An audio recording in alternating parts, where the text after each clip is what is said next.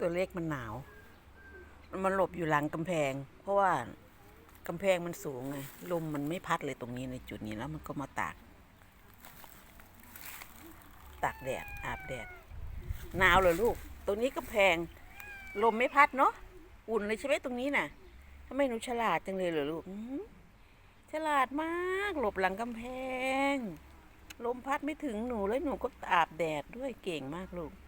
นอนซะลูกโอ้ยกำลังหลับอยู่เลยเนี่ยหลับตาโอ้ยง่วงนอน